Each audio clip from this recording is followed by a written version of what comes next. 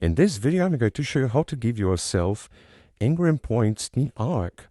It's a very quickly and easy process, so make sure to follow along. In my case, my ARK is on Portuguese, but it's the same process. I will show you the entire process. What I need to do is log on the world that you want to make this process.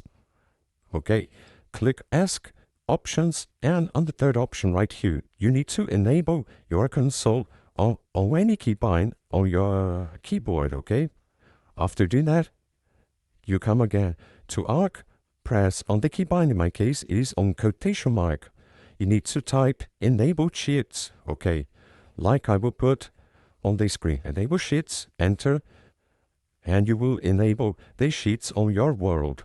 Then you need to open your console again and type exactly that you will put on the screen. Sheet space add experience space 1000 space 0 space 1, okay? And after doing that, click on enter. In my case, I'm already on the maximum level mark.